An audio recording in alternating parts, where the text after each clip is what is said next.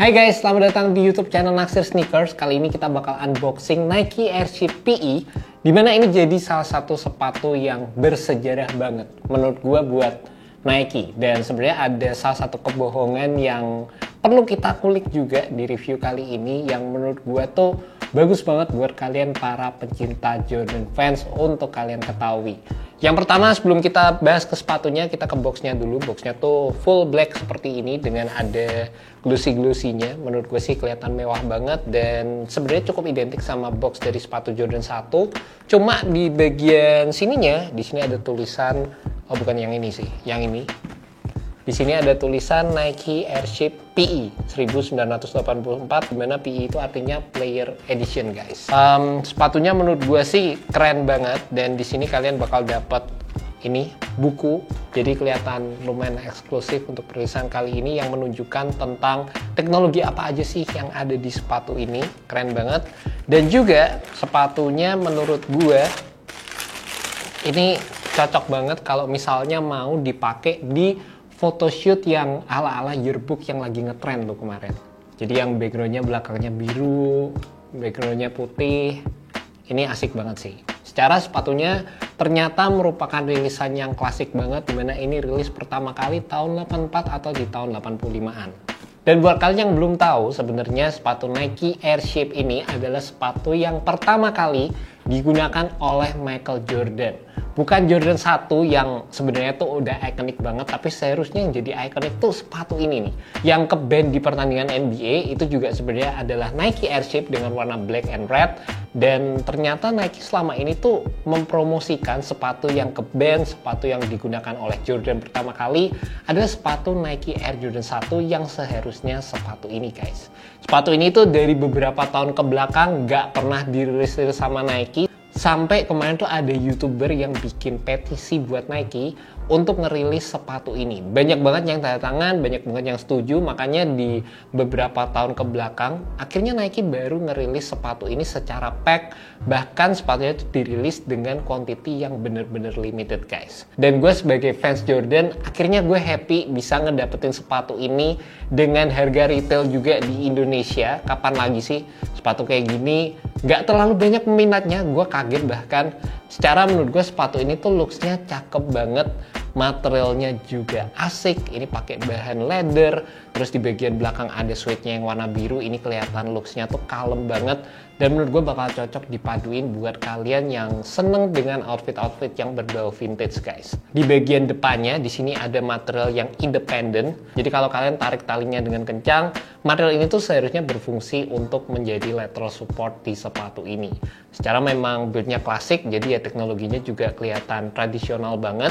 Dan di bagian dalamnya di sini ada sebenarnya penggunaan karet yang ini berfungsi buat kalian yang punya kaki lebar bakal lebih akomodatif ketika menggunakan sepatu ini, guys. Buat kalian juga yang penasaran dengan teknologi yang digunakan di sepatu ini, sebenarnya nggak jauh berbeda dengan apa yang ditawarkan di sepatu Air Jordan 1. Secara untuk yang versi player eksklusif ini aja, sebenarnya tooling yang digunakan juga sama persis dengan apa yang bakal kalian temukan di sepatu Air Jordan 1 yang versi 85. Terus kalian juga akan mendapatkan build dari EVA wedge atau polyurethane wedge di bagian dalamnya, dan untuk bagian cushionnya sendiri sepatu ini juga menggunakan air unit di bagian heel.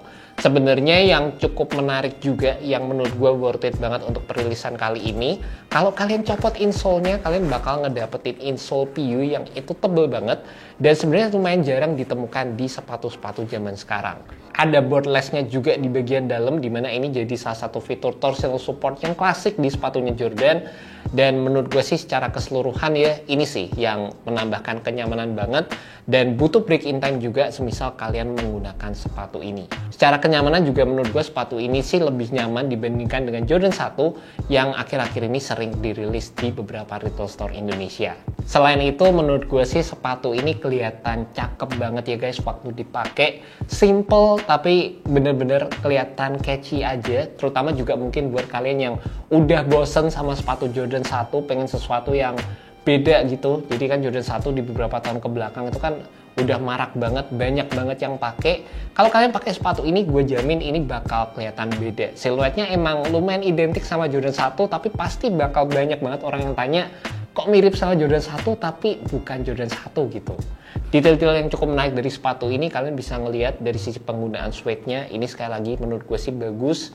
Terus di bagian belakang ada tulisan Nike Air juga, ada Nike Air di bagian tangnya juga. Selain itu di bagian dalam sepatunya di sini ada juga tulisan sizing yang ini sebenarnya juga identik banget sama sepatu-sepatu Nike yang klasik. Dan juga dari sisi pewarnaan di bagian tangnya, ini sih warnanya lebih ke arah kuning dan memberikan kesan vintage di sepatu ini.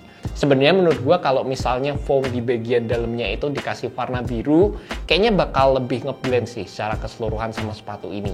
Kalau misalnya secara keseluruhan sepatunya dibikin vintage sekalian, kayaknya bakal lebih bagus ya dibandingkan cuma kesan vintage-nya itu dikasih di bagian material tangnya aja gitu guys. Dan juga dengan build yang seperti ini menurut gua semisal sepatunya itu udah beat up, makin sering dipakai, makin kelihatan kayak ada kotor-kotornya, kayaknya desain-desain kayak gini tuh bakal jadi lebih menarik gitu dibandingkan kalau kelihatan masih clean seperti ini. Dan juga ngomongin detailnya lagi di sepatu ini, kalian juga akan mendapatkan ekstra tali sepatu warna biru yang dimana kalian bisa custom deh, kalian suka dengan penggunaan tali warna putih atau warna biru di sepatu ini. And last but not least, buat kalian yang penasaran sama sizingnya, menurut gue sih sepatu ini fitnya true to size. Buat kalian yang punya kaki lebar, kalian juga bisa beli true to size di sepatu ini. Mungkin kalau kalian ngerasa agak sedikit kaku di bagian depannya atau agak sedikit sempit juga di area depannya, kalian butuh break in time sewaktu menggunakan sepatu ini dengan build material leather yang bisa dibilang ini memang butuh break in time guys. Cuma secara penggunaan materialnya, secara buildnya sendiri gue seneng banget dan ya nggak ada masalah sama sekali sih sewaktu gue menggunakan sepatu ini.